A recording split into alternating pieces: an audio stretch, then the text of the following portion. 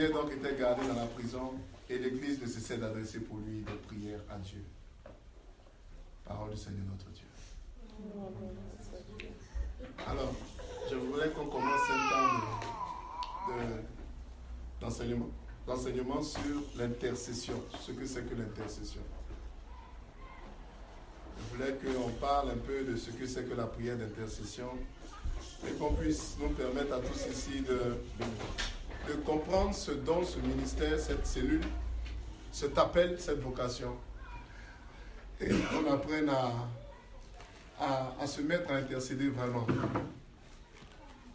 L'appel du Christ pour nous, c'est que nous prions sans cesse. Jésus demande que nous prions sans cesse parce que l'esprit est ardent, c'est la chair qui est faible. Et Paul ajoute, soyons toujours joyeux et prions sans cesse en toutes choses, rendons grâce à Dieu. C'est sa volonté sur nous dans le Christ. Et la prière d'intercession est un type de prière, c'est un type particulier de prière qui est important parce que ça nous permet à nous, chrétiens d'aujourd'hui, d'apprendre à recevoir ce qui est de Dieu et d'apprendre à donner ce qui est de Dieu. Je vais m'expliquer. La prière, en vérité, n'est point une demande en premier lieu. La prière est une recherche de position de communion. Nous prions pour être en communion avec Dieu.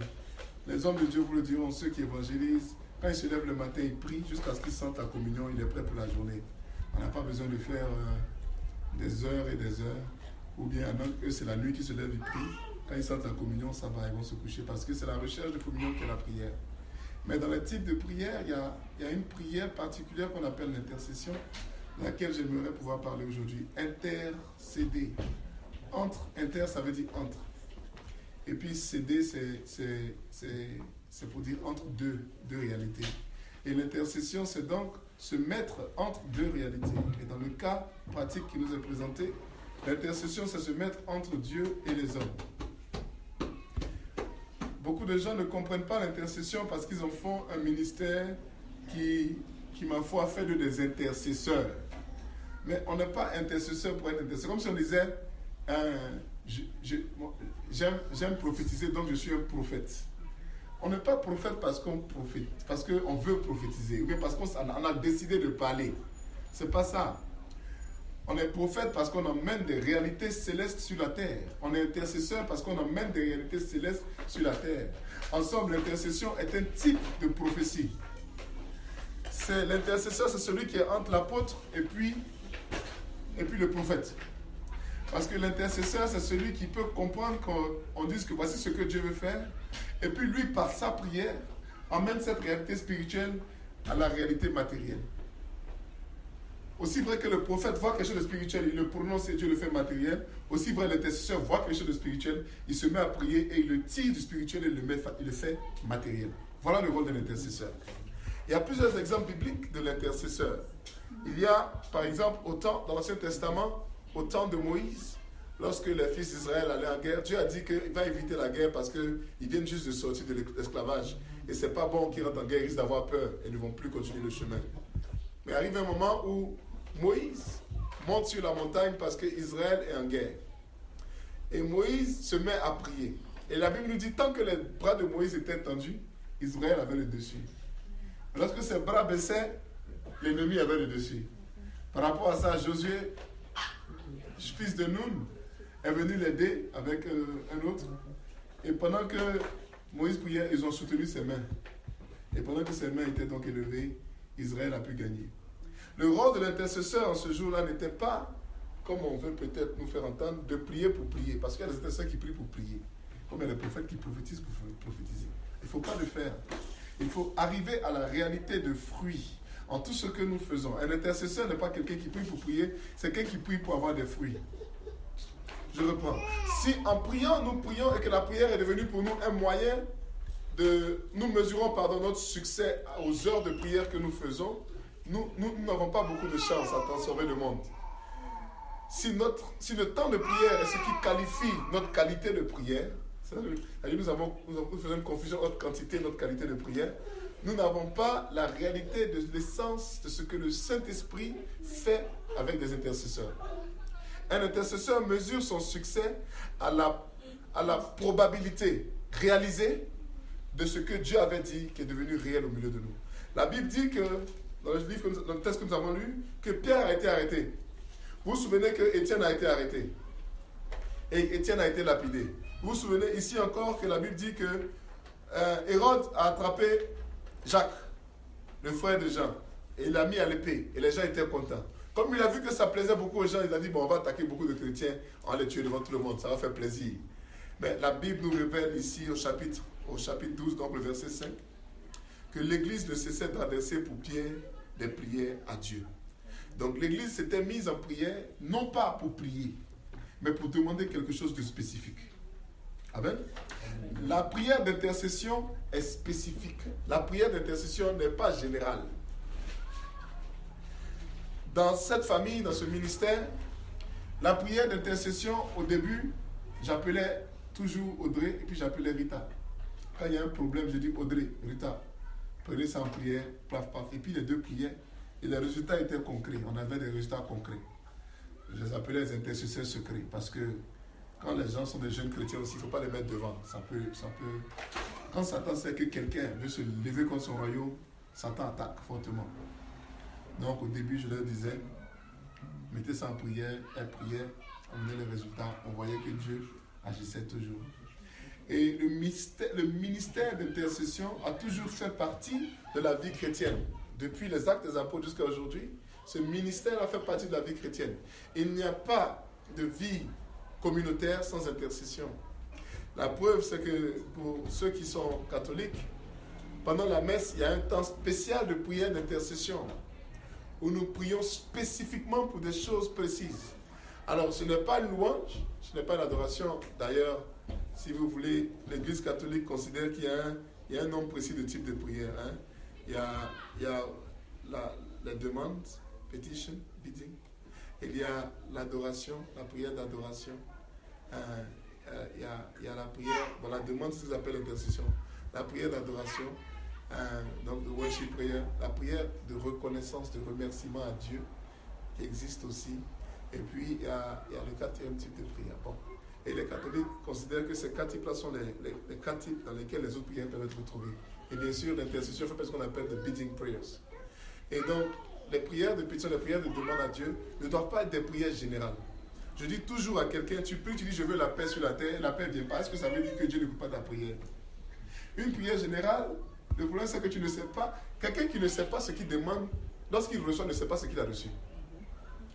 Quelqu'un qui ne sait pas ce qu'il veut, lorsqu'on lui donne quelque chose, il ne peut pas être satisfait. Il y a ce que tu veux, quand tu le rencontres, tu sais enfin que tu as eu ce que tu demandes, ce que tu désires. Quand on prie et qu'on dit à Dieu, donne-nous la paix, bon, la paix là, c'est trop général. Mais si Dieu nous donne, on ne sait pas ce qu'il nous a donné. Alors on ne peut pas lui donner des prières donc, de reconnaissance pour lui dire merci pour ce que tu as fait. Et une prière d'intercession est spécifique. Une prière d'intercession demande et a un but. Une prière d'intercession peut venir de manière volontaire en fonction de la réaction de ce qui se passe ou bien de manière inspirée en fonction de ce que l'Esprit sait qui va se passer. Et dans ces deux catégories de prière d'intercession, le plus important, c'est la prière qui n'est pas en réaction, mais c'est celle qui est action. C'est-à-dire, avant même que ça se passe, que l'Esprit t'indique ce pourquoi tu dois prier, afin que cela arrive comme ça a été dit. Le problème de la prière d'intercession rencontre un type de vie chrétienne qui fait que généralement on l'éteint. Lorsqu'il y a des prophètes, lorsqu'il y a beaucoup de prophéties dans un groupe, la prière d'intercession tend à s'éteindre. Parce que le prophète de toute façon va nous dire ce que Dieu veut faire. Alors que la prière d'intercession, c'est quelqu'un qui prend dans le cœur de Dieu ce qui est de son désir et qui par son intercession, par sa fusion avec l'Esprit de Dieu, emmène cette réalité sur la terre. Il ne le fait donc pas de manière prophétique par sa proclamation, il le fait de manière prophétique par, par le sacrifice de son être, afin de se retrouver sur le cœur, sur l'autel, le sacrifice de Dieu. L'intercesseur est un type de prophète. L'intercesseur, c'est celui qui comprend qu'il doit prendre des réalités spirituelles et en faire des réalités matérielles. Mais l'intercesseur n'est pas pour autant un être charnel. N'est pas pour autant quelqu'un qui dit « Ah, donc on va devenir riche, donc il faut prier pour qu'on devienne riche. Mais il ne s'occupe que des choses matérielles. Ce n'est pas vrai. L'intercesseur peut s'occuper autant des choses spirituelles que des choses matérielles. Saint Paul nous dit que le matériel vient d'abord, ce qui est physique vient d'abord, et ensuite ce qui est spirituel. Ça veut dire que si on est dans une communauté où on n'a jamais à manger, on ne peut pas se mettre à prier. Si les gens ont faim, ils vont arrêter de prier. C'est pour ça que Saint Paul dit que le matériel, le physique vient d'abord. Mais cependant, il dit que l'exercice physique sert à peu de choses, mais c'est l'exercice spirituel qui fait grandir l'esprit. Il veut nous faire comprendre que même s'il y a une importance de demander des choses matérielles, il ne faut pas oublier que c'est parce que nous avons une réalité spirituelle, que nous sommes donc des esprits dans des corps, que nous pouvons faire des demandes afin que nos corps aussi puissent voir la gloire de Dieu. Le meilleur exemple qui est donné au temps de Jésus, c'est lorsque la femme étrangère, syro-phénicienne, voit le Christ et elle lui dit « Ma fille est malade ». Et Jésus dit « Il n'est pas bon de donner la nourriture des enfants aux petits chiens ». Et elle lui répond que le petit chien, lui aussi, il profite quand même de ce qui tombe de la table quand les enfants mangent. C'est un discours qui nous ramène à la réalité de la chair et de l'esprit. La dame est en intercession pour quelque chose de physique. Et elle demande donc que l'esprit s'occupe du physique. Et rappelez-vous qu'à la fin, Jésus dit qu'il n'y a pas vu de foi pendant en Israël. L'intercession est donc un moyen capital d'expression de la foi. Celui qui intercède doit avoir la foi. Parce que la Bible dit que celui qui demande sans la foi, ça ne vaut même pas la peine qu'il demande à Dieu. Il ne faut pas qu'il s'attende, dit Jacques, à recevoir quelque chose de Dieu. L'intercession demande d'abord un but, mais l'intercession demande aussi la foi. Le moyen de l'intercession, c'est la foi. Le but de l'intercession, je l'ai dit, c'est soit quelque chose de physique, soit quelque chose de matériel. Mais l'origine de la foi est surtout de Dieu, avant d'être quelque chose que nous voulons sur la terre. Un intercesseur, par sa foi, prend de ce qui est dans le cœur de Dieu et l'emmène dans le cœur des hommes. Un intercesseur est appelé à transformer toute une ville, tout un quartier, toute une famille, toute une maison, par le pouvoir de la compréhension du cœur de Dieu. Parce que pour se mettre à prier, pour demander que les gens deviennent chrétiens, il faut savoir que Dieu veut que les gens soient chrétiens. Si tu ne sais pas que Dieu veut que les gens soient chrétiens, tu vas passer des heures et des heures à prier, à perdre ton temps. Une intercession doit être donc dirigée. Une intercession doit aussi être enracinée dans la parole de Dieu. L'intercession s'enracine dans la parole de Dieu parce que si l'intercession va à l'encontre du désir de Dieu, elle ne peut avoir gain de cause. C'est-à-dire, Jésus ne peut pas intercéder pour dire « Père, Père, enlève cette coupe de moi » et puis s'arrêter là. Puisque dans son intercession, le cœur de Dieu lui était révélé qui était qu'il meurt sur la croix pour ses frères. Son intercession, c'est que « Père, je vais mourir, mais vraiment je ne veux pas, j'ai peur. Enlève cette coupe de moi, mais, que ta volonté soit faite. » J'aime souvent dire, quand je prêche et quand j'enseigne à mes frères et mes sœurs, qu'on ne peut pas intercéder contre la volonté de Dieu. Toute prière qui va à l'encontre de la volonté de Dieu ne sera jamais exaucée. Je dis bien jamais. En somme, elle n'est pas considérée comme prière. Parce que le Père ne considère pas ça comme prière. Parce que la Bible dit les réponses du Père sont oui et amen. Ça veut dire que si tu pries que Dieu répond, c'est soit oui, soit amen. C'est-à-dire qu'il ne peut pas dire non. Si tu pries qu'il n'y a pas de réponse, c'est que tu n'es pas en prière. Tout simplement. Ta prière doit donc venir du cœur de Dieu. Il est important, frères et sœurs, parce qu'on est en train de chercher maintenant nos intercesseurs. On cherche nos intercesseurs. Il est important donc que nous commencions dans notre croissance spirituelle, prophétique, à voir des choses du cœur du Christ, à apprendre à discerner le cœur du Christ. Et les choses du cœur du Christ, c'est sa parole d'abord. C'est sa parole. C'est aussi, vous savez, les 4 présences du Christ. Pour ceux qui ne connaissent pas, je vais le dire une fois encore, c'est les bases de notre ministère, il faut les connaître. La parole, Jésus y est. Les enfants, les petits, Jésus y est. Il dit tout ce que vous aurez fait à un de ces petits, c'est à moi que vous l'aurez fait.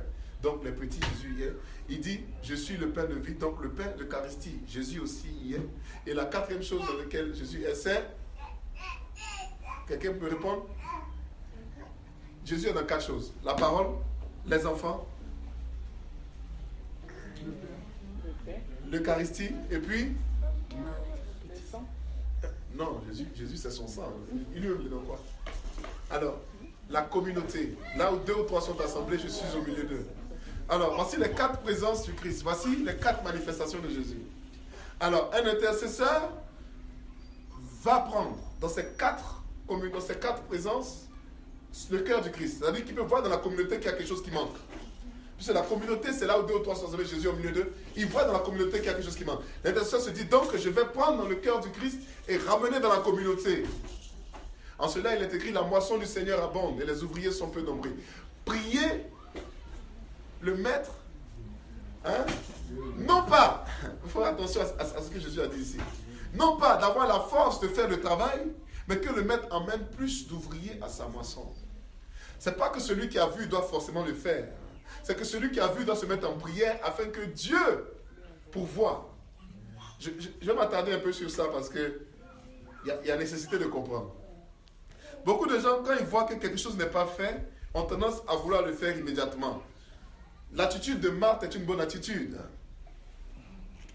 Mais Jésus dit que l'attitude de Marie est meilleure en cela que Marie préfère écouter ce que le maître dit pour pouvoir répondre de manière adéquate. Quand dans la communauté, nous voyons qu'il y a un besoin, un manquant, quelque chose qui doit arriver, ce n'est pas d'abord d'agir, mais d'abord de prier. Si vous ne dites pas Amen, ce n'est pas grave. Ce n'est pas d'abord d'agir, mais c'est d'abord de prier. C'est important de comprendre cette différence. Parce que sinon, et je l'ai remarqué, même si ça fait longtemps qu'on est ensemble, là, j'ai remarqué aussi, que lorsqu'on est en communauté, ceux qui sont nouveaux ont tendance à faire un peu trop. Ils pensent qu'on ne fait pas. Donc ils veulent imposer, et ils voient qu'on est calme, on ne dit rien. Ils pensent que c'est parce qu'on ne sait pas. S'ils se mettaient en prière, le Seigneur allait dire, reste tranquille. Tu les vois comme ça, ils savent où ils vont. Tu vois? Mais c'est un constat. Quand les gens viennent dans la communauté, ils ont l'impression que beaucoup de choses ne sont pas faites. Tu as dit maintenant fait, ils vont se rendre compte qu'ils ne peuvent pas. Ils vont essayer de leur force. Et tu vas voir qu'après quelques mois, la soeur ou le frère qui voulait essayer beaucoup commence à prendre un peu de distance parce qu'ils se rendent compte que ce travail-là, c'est un peu trop pour moi. C'est normal. C'est normal. C'est naturel d'essayer. C'est naturel de se comporter en Marthe quand Jésus est présent, de vouloir aider le Seigneur avec nos forces. Mais encore une fois, il est préférable de faire comme Marie et de laisser Jésus nous parler, nous inspirer, afin de nous mettre en mouvement. Priez donc le maître d'envoyer des ouvriers et non pas prier pour que vous soyez l'envoyé principal. C'est 2 choses différentes. Amen. La deuxième dimension de présence du Christ, c'est le petit, c'est l'enfant. Et nous savons qu'en tant que communauté, nous prions que les enfants soient au milieu de nous, que nous ayons leur donner une place prépondérante, que nous ayons des enseignements pour eux, que nous amenions à la messe, que nous occupions d'eux, parce que ça fait partie de s'occuper du corps du Christ. Ça fait partie de s'occuper de la présence de Jésus. Cette œuvre que nous faisons, c'est aussi s'occuper de la présence de Jésus. Et le rôle de l'intercesseur, justement, c'est de prier de sorte que les enfants parmi nous puissent avoir direction. J'ai eu une vision dernièrement où on priait et je me suis dit, mais on ne met jamais, nos enfants n'apprennent pas à prier pour les autres, les uns les autres. Quand même un enfant ne se porte pas bien, on dit pas aux autres enfants, allez, mettez la main, priez pour lui. On ne le fait jamais. Étrangement, on va voir le modérateur pour prier. Donc quand un enfant est malade parmi nous, on doit demander aux autres enfants, allez, priez pour lui, mettez la main, priez, guérissez-le. Et il faut que nos enfants commencent à être un peu plus involvés dans cette réalité-là. Alors, intercesseurs, mettons-nous à prier pour demander au Père d'envoyer les enfants qu'il faut. C'est nécessaire. Troisième dimension de présence, donc l'Eucharistie, le rôle de l'intercesseur. Je vais vous donner un secret de la vie chrétienne. Tu n'es pas efficace si tu n'as pas de temps de silence devant Dieu. Tu n'es pas efficace si tu n'as pas de silence devant Dieu.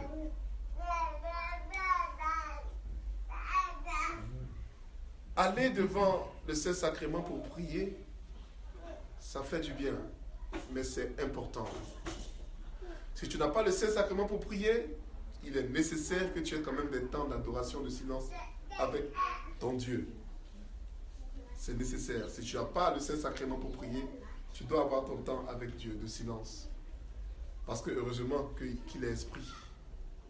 Mais aller au Saint-Sacrement, prendre des temps avec le Saint-Sacrement pour un intercesseur, c'est capital parce qu'il y a la réelle présence dans l'Eucharistie.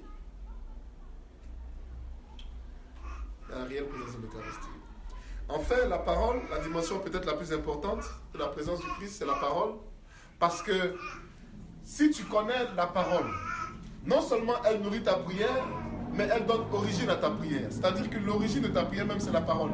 Quand tu lis dans la Bible que tout ce que vous demanderez en mon nom, vous l'obtiendrez, et que cette parole-là, tu te dis, mais attends, on te demande, on ne reçoit pas, il y a un problème, et tu te mets en intercession, et bien tu utilises la même parole, la source de ta prière, tu utilises pour nourrir ta prière, afin de toucher à celui qui est la parole lui-même. Tu accomplis un cycle de gloire. La connaissance de la parole, de certains versets, de ce que Dieu dit dans son message général, eh bien, c'est capital pour l'intercession. J'ai eu une discussion avec l'évêque quand j'étais là, et il a dit la différence entre le protestant et le catholique, c'est que les deux ont la Bible, mais le protestant isole beaucoup de parties de la Bible pour faire sa théologie, alors que le catholique essaie de prendre toute la Bible pour faire sa théologie. Et si tu prends la Bible par partie, ta théologie est juste, donc les protestants ont raison, et elle est efficace parce que tu vas prendre un seul verset par exemple, et par la foi tu peux obtenir ce que tu veux. Et quand tu prends toute la Bible, ta théologie aussi est juste. Et tu ne peux pas te tromper parce que justement tu as tous les aspects de ta prière. Alors, parce qu'on discutait de l'œcuménisme et il nous a fait comprendre que les catholiques acceptent le baptême protestant. C'est les protestants qui ont encore des problèmes à accepter le baptême catholique, etc., etc. Donc voilà. Frères et sœurs, je veux parler de l'intercession. On va rentrer dans la profondeur de l'intercession, où on va parler des types d'intercession, parce qu'il y a des types d'intercession, où on va parler des temps d'intercession. Tout ça, on va le faire dans les prochains jours, dans les prochaines semaines. Mais parce que j'aimerais que la grâce d'intercession soit communiquée véritablement parmi nous, à cause de ce qui doit venir, à cause de ce que le Seigneur est en train de prévoir. Encore une fois, vous voyez que les prophètes peuvent voir, mais il y a des choses qui sont limitées lorsque le prophète agit. Il peut voir, il peut déclarer, il peut décréter. Ça veut dire que l'onction s'est mise en mouvement. Mais il faut que l'onction commence maintenant à produire le fruit avant que la parole ne revienne à Dieu. Et ça, c'est encore un rôle de l'intercesseur. C'est à l'intercesseur de prendre ces réalités-là et d'en faire des choses vraies au milieu du peuple de Dieu. Donc on va en parler plus au fur et à mesure. Mais je voulais déjà commencer à introduire ce thème d'intercession pour tous ceux qui parmi nous ont un appel profond d'intercession, d'intercesseur. Et tous ceux qui peuvent se mettre entre la réalité spirituelle et la réalité matérielle, qui ne soient pas des intercesseurs dans le vent. Je connais beaucoup de gens qui prient beaucoup et pour beaucoup de choses, mais qu'ils apprennent à être très spécifiques dans leur prière. On va aussi parler des résultats de l'intercession. Il y a des intercessions qui viennent et qui donnent des fruits contraires à ce que l'intercesseur a demandé. Mais on va en parler, mais c'est nécessaire, parce que tu ne peux pas prier pour un homme pour qu'il vive alors que Dieu a décrété qu'il meure. Vous voyez, si Dieu décrète qu'il meurt, quand tu vas intercéder, il va te mettre dans ton cœur que non, au lieu de prier pour que la personne vive, prie plutôt pour que son passage soit facile. Et ça, les intercesseurs doivent apprendre à reconnaître les signes de Dieu. Les intercesseurs doivent apprendre à lire les signes des temps. Dans la lecture des signes des temps, il y a d'autres exemples concrets de Dieu veut faire. Je me rappelle que lorsque je faisais la lecture spirituelle, la consultation spirituelle, un monsieur est venu me voir qui avait un enfant handicapé. Il a dit, Dieu n'a qu'à guérir mon enfant. Et donc on a commencé à prier, et puis le Seigneur a dit, en fait ton enfant est malade, mais je vois que c'est vers l'âge de 12 ans qu'il va commencer à marcher. Il dit, non. Il faut que mon enfant marche plus tôt. Donc on prie. Je vois Dieu raccourcir le temps. Je dis, Dieu dit oui, à 10 ans. Il dit, non. On a prié mais ça s'arrêtait à 8 ans. À un moment, ça s'arrêtait à 8 ans, c'était le chiffre 8 qui était là. Je ne pouvais pas dire que l'enfant va marcher plus tôt. C'est le chiffre 8. Donc, dans la discussion, l'intercesseur peut rentrer en discussion avec Dieu. L'intercesseur peut demander à Dieu de favoriser les temps pour nous. Dieu connaît toutes les probabilités. Il connaît toutes les probabilités. Et quand tu discutes avec Dieu, il sait quelle est la meilleure. Et dans ce choix de probabilités, il peut te donner d'autres probabilités qui t'arrangent pour un temps et qui, à la longue, tu vas vivre ce que tu as à vivre, quoi. quelqu'un qui court très vite pour arriver à un endroit alors que celui qui devait rencontrer n'est pas encore arrivé, bon, tu vas attendre là, quoi, en somme. Et Dieu fait ça. Et il le fait très souvent. Quand tu vas au temps de Dieu, dès que tu arrives, l'autre personne arrive. Il y a beaucoup d'exemples comme ça que je peux vous donner. Je me rappelle on cherchait une église, j'étais avec un frère et on partait. Et j'ai vu le prêtre fermer la porte de son église. Et le Seigneur m'a dit, si tu ne lui parles pas maintenant, tu l'as raté. J'ai dit à mon frère, dépêchons de le voir là-bas. Le frère dit, non, on va arriver. Il dit, non, on va quand arriver. Il dit, non, Dieu est avec nous. Tu vois, le gars était parti, le prêtre est parti. On a appelé, plus jamais on n'a pu avoir cette salle-là. C'était une salle à Lewisham. Et ce jour-là, j'ai eu un enseignement du Seigneur qui m'a fait comprendre qu'il y a des temps avec l'intercession. Il y a des temps. Et même si Dieu est avec toi, quand tu te dis c'est un temps d'aller vite, il faut aller vite. On va dire que non, Dieu est avec moi, donc je prends mon temps. Mon ami, Dieu était avec Jésus. On l'a amené en Égypte. Si tu étais resté, on allait le tuer. Je te dis la vérité. Il y a des temps avec Dieu et il faut savoir les saisir. Quand tu rates un temps, c'est pas que c'est aussi grave que ça. Mais tu dois reprendre un autre cycle encore. Et reprendre un autre cycle, souvent, il y a des cycles qui sont longs et il y a des cycles qui sont courts. Ça fait partie encore de la lecture des signes. Mais dans l'intercession, on va parler de la lecture des signes. Parce que on ne veut pas des intercesseurs qui sont... On veut des intercesseurs prophétiques. Moi, enfin, personnellement, je préfère les intercesseurs prophétiques. Des gens qui comprennent qu'intercéder est une œuvre parfaitement prophétique. Et que ils sont complémentaires aux prophètes. Et que nos prophètes peuvent être des intercesseurs aussi. Et c'est très important. Donc voilà, c'est juste pour introduire le temps de l'intercession. Je ne sais pas comment vous vous sentez, mais moi je me sens... Depuis qu'on a organisé ce Garden Place là, je me sens dégagé. J'ai l'impression qu'il y a beaucoup de choses qui sont dégagées. Et que bon, Dieu va faire des bonnes choses. Mais il faut qu'on commence à connaître l'intercession. J'ai mis un rêve sur le WhatsApp pour nous tous discerner. C'était justement par rapport à ça. Dans l'intercession, Dieu va nous donner des grâces communautaires beaucoup plus fortes. Vous ne le savez peut-être pas, mais chaque communauté a une particularité. Quand Dieu met un corps ensemble, il y a une particularité. Et une de nos particularités, c'est justement de faire ça, d'avoir des grâces particulières qui sont très différentes de ce que nous verrons. Je parle de guérison d'un type de maladie, je parle de tout ça. Et Dieu va nous faire du bien. Amen. Donc voilà, on va demander cette grâce d'intercession au Seigneur. On va véritablement se mettre à prier. Continuons ce qu'on a fait, ce qu'on fait sur le WhatsApp. La prière de 6h, de midi et de 18h. Les prières de chacun. Quand personne ne le fait, c'est pas grave, mais dès qu'on se rappelle, quand tu fais la prière, quand tu dis le Notre Père, il ne faut pas juste écrire Notre Père et puis continuer de bavarder. Tu mets Notre Père et tu fais la prière qui est aux cieux, que tu fais toute la prière, tu vois. Tu l'as fait au nom de la communauté, tu l'as fait au nom du groupe. Ceux qui se réveillent à minuit, qui mettent leur prière, ils font cette prière. Quand même si je me réveille le matin, quand il est 5 heures, je fais quand même cette prière parce que je me dis que je n'ai pas pu la faire à minuit, je la fais pour minuit, avant 6 heures. Vous comprenez? Donc les prières qu'on met sur le WhatsApp, c'est pas pour que ça appartienne au WhatsApp, c'est pour que nous prions vraiment. Alors, nous rentrons dans un temps d'intercession. Il a commencé il y a bien longtemps, hein, comme Jésus dit, les temps arrivent et ils sont déjà là, où l'intercession va prendre une place prépondérante au milieu de nous. Ça va faire grandir beaucoup de choses, ça va faire grandir beaucoup plus de charisme et de dons. Mais bon, voilà, je vous inviterai donc à commencer à vivre de l'intercession, à commencer à interroger Dieu, à commencer à lire dessus, à commencer à rechercher le cœur de Dieu sur l'intercession, afin qu'on puisse tous s'enseigner, qu'on puisse tous grandir dans cette grâce, quoi. Donc voilà, c'est ce que je voulais partager avec vous. Amen. On va prier, demander... Bon, je préfère qu'on attende le troisième enseignement pour commencer à demander à Dieu de lever la grâce d'intercession. Mais on va quand même demander à Dieu que la grâce descende dans nos cœurs. Je ne vais pas demander que s'il y a une infusion, mais qu'il y ait quand même une infusion. Que la grâce d'intercession nous soit tous donnée à l'intérieur déjà, pour commencer à produire des fruits intérieurs pour nous tous. Prions le Seigneur.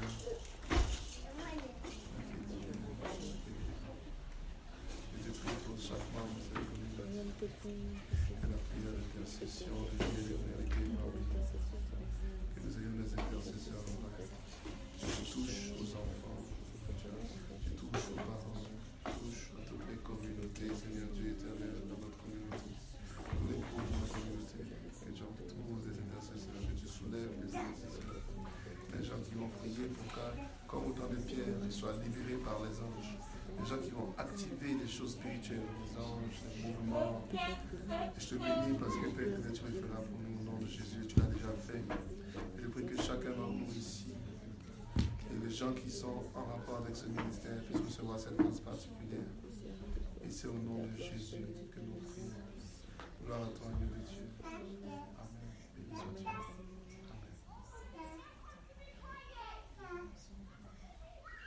Amen. S'il y a des questions, on va les prendre.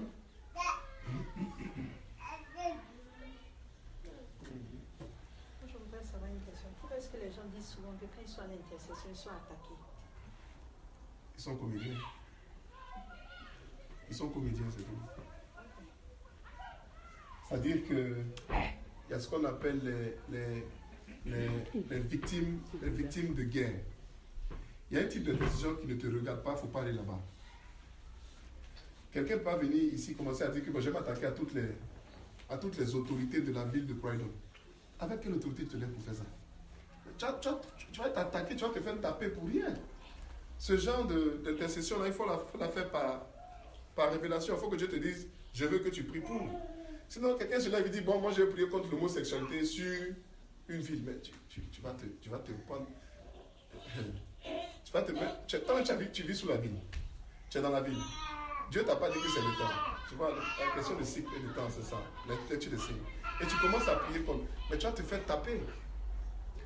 L'intercession est un ministère à part entière. C'est comme si un prophète se levait et puis dit que nous tous on va s'envoler. De quel droit tu peux venir, tout le monde s'envoler? Tu mens. Mais c'est de ça qu'il s'agit.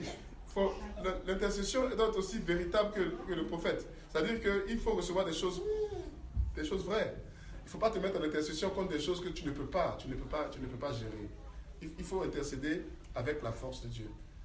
Avec la force de Dieu. Donc c'est pour ça qu'on a des gens qui disent qu'ils sont attaqués. Maintenant, il y a des gens qui aiment trop être vus. Donc, depuis qu'on a commencé à intercéder, le combat est dur. Afin que nous-mêmes, on est attaqués. Bon, ça va demander comment ils sont attaqués. Ils vont dire la nuit quand je dors, je vois les gens venir m'attaquer. C'est pas ce qu'on appelle attaque. Vous savez ce qu'on appelle attaque? Attaque, tu vends l'évangélisation, tu viens. Ta maison a pris feu. Ta voiture éclate. Ça, c'est attaque. Satan a fait quoi? Venir la nuit pour se montrer à toi. Je suis là, on a qu'à se battre. Tu vois que Satan a le temps de ces bêtises-là? Non, mais c'est des comédiens. Je m'excuse, hein. C'est des comédiens, ces gens-là. Et quand je dors, ils viennent. Mais on se bat. C'est une attaque spirituelle. Quand ils viennent, non. Attaque. Attaque. Tu vas, tu viens. On dit ton enfant est malade. On ne sait pas comment il est tombé. Mais j'ai dit, attaque, c'est attaque. Satan ne vient pas pour se monter la nuit. Bon, je suis là. Hein. Ah, Satan, au nom de Jésus. Et puis maintenant, il fuit. Hey, j'ai eu une attaque, je l'ai vécu. Ça, c'est pas attaque. Ça, c'est pas attaque. Donc, vraiment, si Satan vient se monter dans vos rêves, ça, c'est pas attaque, ça, c'est victoire. Ça, c'est victoire. Mais c'est quand tu fais et puis tu vois qu'il y a des choses qui arrivent. Il y a des gens qui vont évangéliser, ils reviennent et puis au boulot, on les chasse. Ça, ce sont des vraies attaques. Si tu veux que les gens disent la nuit, ceci, maintenant, ça, c'est pas. Ça, c'est que si Satan vient se monter dans le rêve, c'est que Dieu a payé. C'est que tu as une victoire. Il faut faire la différence ici.